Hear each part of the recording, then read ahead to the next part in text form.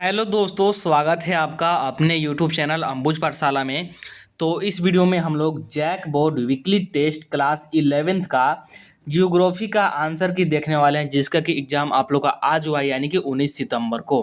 तो चलिए वीडियो को स्टार्ट करते हैं। और वीडियो को स्टार्ट करने से पहले हमारे चैनल पर नए हों तो चैनल को सब्सक्राइब करके जरूर रख लीजिएगा। साथ ही वीडियो को अपने दोस्तों के पास भी शेयर कर दीजिएगा, क्योंकि वीडियो बहुत ही ज़्यादा इंपॉर्टेंट होने वाला है। और ऑब्जेक्टिव प्लस सब्जेक्टिव दोनों का आंसर के हम लोग इसी वीडियो में देखने का प्रयास करेंगे। तो चलिए स्टार्ट करते हैं। और पीडीएफ के लिए क्या कीजिएगा, पीडीएफ के लिए आप लोग टेलीग्राम ग्रुप को ज्वाइन कर लीजिएगा। टेलीग्राम ग्रुप का लिंक डिस्क्रिप्शन में दिया हुआ है। साथ ही डिस्क्रिप्शन में आपको व्हाट्सअप चैनल का भी लिंक मिल जाएगा, तो व्हाट्सअप चैनल को भी ज्वाइन कर लीजिएगा। आपको वहाँ भी सारा स्टडी मटेरियल प्रोवाइड कराया जाता है। तो चलिए स्टार्ट करते हैं और एक एक करके हम लोग यहाँ पर देख लेते हैं। तो सबसे पहले है हमारे पास सेक्शन ए, जिसमें कि आपको ऑब्जेक्टिव क्वेश्चन देखने को मिलता है। 10 ऑब्जेक्टिव क्वेश्चन रहेंगे, दो दो नंबर के, यानी कि 20 नंबर का रहेगा। तो पहला क्वेश्चन है, कोपेन अपने जलवायु वर्गीकरण में शुष्क जलवायु के लिए किस अक्षर का प्रयोग किया जाता है? Which letter has Koppen's used for dry climate in his climate classifications?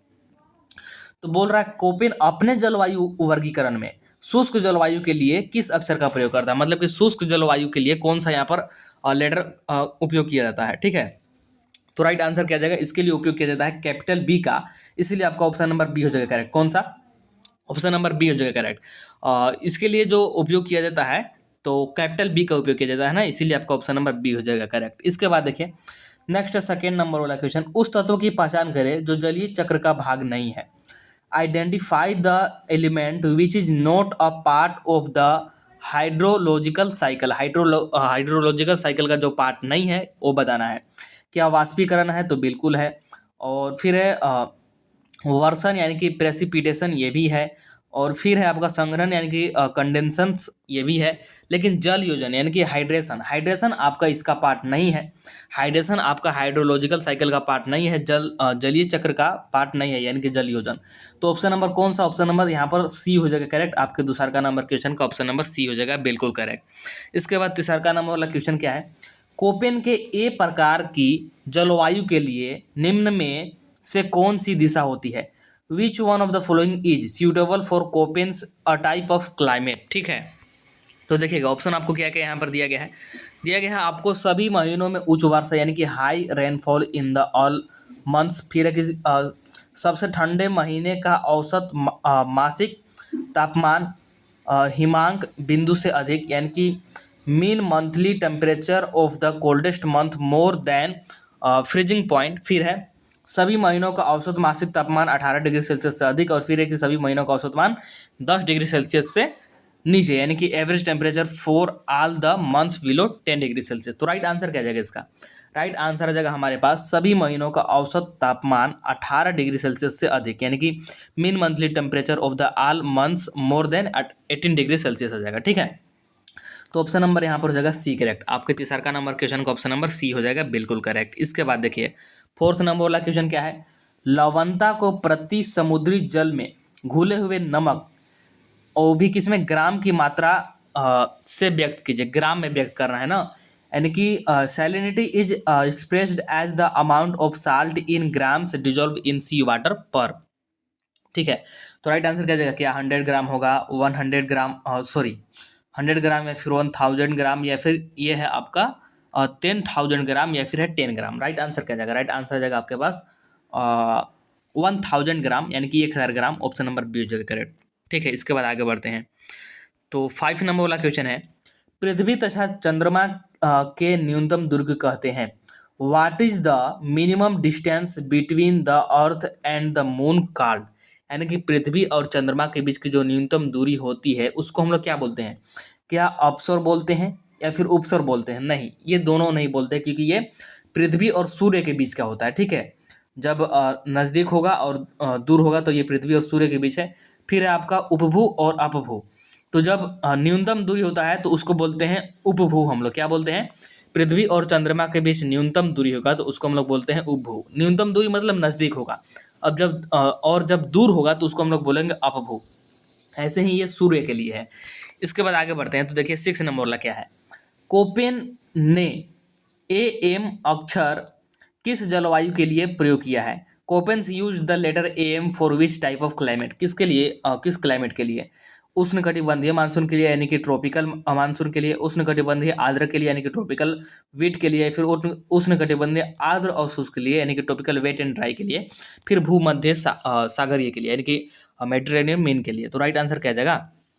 Right answer आ जाएगा हमारे पास उष्णकटिबंधीय मानसून के लिए यानी कि tropical monsoon. Option number A हो जाएगा करेक्ट 6 नंबर वाले क्वेश्चन का। आगे बढ़ते हैं। तो 7 नंबर वाला क्वेश्चन देखिए क्या है। विश्व में सबसे अधिक लवणता वाले जल क्षेत्र कौन सा है? Which is the highest salinity rich water area in the world. तो राइट आंसर क्या जाएगा? राइट आंसर जाएगा हमारे पास मृत सागर यानी कि डेड सी जो है, यहाँ पर सबसे अधिक लवणता वाले जल होता है। तो ऑप्शन नंबर यहाँ पर हो जाएगा सी करेक्ट, और सॉरी ऑप्शन नंबर ए हो जाएगा करेक्ट।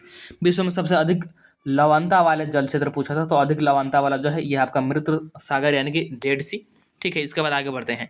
और इसमें अगर कोई भी वस्तु डालिएगा ना तो ये तैरने लगेगा क्योंकि यहाँ पर ज़्यादा लवणता है। इसके बाद आगे बढ़ते हैं। तो 8 नंबर वाला क्वेश्चन देखिए। किस दिन पृथ्वी सूर्य के सबसे निकटतम होती है तथा उस दिन को क्या कहते हैं? बोल रहा है on which day is the earth closest to the sun and what is that day called. तो राइट आंसर क्या जाएगा? राइट आंसर जाएगा हमारे पास जो आपका 3 जनवरी होता है, 3 जनवरी जो होता है, इसी दिन जो आपका सूर्य है पृथ्वी के सबसे निकटतम होता है और उसको हम लोग बोलते हैं क्या? उसको बोलते हैं उपसौर। जैसा कि मैंने बताया था कि पृथ्वी और सूर्य की मतलब कि नज़दीक और फिर सबसे जो दूर होता है उसको उपसर और अवसर में बोला जाता है। तो ऑप्शन नंबर बी हो जाएगा करेक्ट। सबसे नज़दीक होता है 3 जनवरी को और उसको हम लोग बोलते हैं उपसौर। और सबसे दूर कब होता है और उसको क्या बोलते हैं, क्या आप लोग बता सकते हैं? कमेंट जरूर कीजिएगा। इसके बाद आगे बढ़ते हैं। तो 9 नंबर वाला क्वेश्चन देखिए क्या बोल रहा है, दिखाते हैं। महाद्वीपीय ढाल की औसत गहराई निम्नलिखित के बीच होती है। The average depth of continental slope various between. क्या 200 से 2000 मीटर के बीच होगा, या फिर 2000 से 20,000 मीटर, या फिर 20 से 200 मीटर, या फिर 2 से 20 मीटर, किसके बीच होगा? तो राइट आंसर क्या जाएगा आपका? ये होता है आपका 200 से 2000 मीटर के बीच, यानी कि ऑप्शन नंबर ए हो जाएगा यहाँ पर आपका करेक्ट। इसके बाद आगे बढ़ते हैं। तो 10th नंबर वाला क्वेश्चन देखिए क्या है। क्योटो प्रोटोकॉल की उद्घोषणा कब की गई थी? When was the Kyoto protocol proclaimed? क्या 2006 में, 1990 में, 2020 में, या फिर 1997 में? तो कब किया गया था? 1997 में किया गया था। ऑप्शन नंबर यहाँ पर डी हो जाएगा करेक्ट 10 नंबर वाला क्वेश्चन का। यहाँ से अब आगे शुरू होता है आपका सब्जेक्टिव क्वेश्चन। सबसे पहले सेक्शन बी 2 नंबर वाले 2 क्वेश्चन यानी कि 4 नंबर के रहेंगे। सबसे पहले पूछ रहा है कि वायुमंडल में उपस्थित कोई भी 2 ग्रीन हाउस गैसों के नाम लिखिए। तो आपको पता होगा, नहीं पता होगा तो इसका आंसर कहाँ मिलेगा अभी मैं बताऊंगा। Right the name of any 2 green house gases present in the atmosphere. फिर एक विश्व का सबसे बड़ा महाद्वीप शेल्फ कहाँ स्थित है तथा इसकी चौड़ाई कितनी है? Where is the world largest continent self located and what is its with. ठीक है, इसके बाद देखिए, इसके बाद है सेक्शन सी 3 नंबर वाला क्वेश्चन। उपसौर और अपसौर के बीच क्या अंतर है ये बताना है, बहुत ही सिंपल है। उपसौर जब पृथ्वी और सूर्य के बीच नज़दीक हो, मतलब कि पृथ्वी और सूर्य के बीच की जब दूरी न्यूनतम होती है तो उसको बोलते हैं उपसौर। और जब पृथ्वी और सूर्य के बीच की दूरी अधिकतम होती है तब उसको हम लोग बोलते हैं अपसौर। और ये कब होता है ये भी थोड़ा सा लिख दीजिएगा, जैसे ये 3 जनवरी को होता है, और ये कब होता है इसको भी लिख दीजिएगा। ठीक है, इसके बाद 14 नंबर वाला कि कोपेन के उष्णकटिबंधीय आर्द्र जलवायु का वर्णन कीजिए। Describe the tropical humid climate of Koppen's. इसके बाद है सेक्शन डी जो कि 5 नंबर वाला लॉन्ग क्वेश्चन है। इसका लॉन्ग आंसर भी आपको करना होगा। जलवायु को प्रभावित करने वाले कौन कौन से कारक है, संक्षेप में वर्णन कीजिए। यानी कि what are the factors that affect the climate, describe in brief. फिर कि महासागरीय अधस्थल के 4 प्रमुख भागों का वर्णन करें। Describe 4 major divisions of the ocean floor. तो देखिए इसका आंसर मैं आपको इसका आंसर कहाँ पर मिल जाएगा? इसका आंसर आपको मिलेगा टेलीग्राम ग्रुप में। कहाँ पर मिलेगा? टेलीग्राम ग्रुप में। टेलीग्राम ग्रुप का लिंक डिस्क्रिप्शन में दिया हुआ है। टेलीग्राम ग्रुप को ज्वाइन कर लीजिए। थोड़ा देर में PDF के फॉर्मेट में प्रॉपर वे में आपको वहाँ पर आंसर मिल जाएगा, वहाँ से आप लोग लिख लीजिएगा। ठीक है, और जितना आपसे बन पा रहा है उतना लिखिए, जैसे कि मैंने यहाँ पर कुछ बता भी दिया। ठीक है, तो उतना लिख लीजिएगा। इसके बाद आपको वहाँ पर आंसर मिल जाएगा टेलीग्राम ग्रुप में। तो टेलीग्राम ग्रुप को ज्वाइन कर लीजिएगा। साथ ही आपको व्हाट्सएप चैनल का भी लिंक मिल जाएगा डिस्क्रिप्शन में ही, तो व्हाट्सएप चैनल को भी ज्वाइन कर लीजिएगा। ठीक है, तो इस वीडियो में इतना ही रखते हैं। चलिए मिलते हैं नेक्स्ट वीडियो में, तब तक के लिए tata bye bye, see you in the next video. Video पसंद आया होगा तो लाइक जरूर कीजिएगा और साथ ही चैनल को सब्सक्राइब करना नहीं भूलिएगा। चलिए मिलते हैं नेक्स्ट वीडियो में।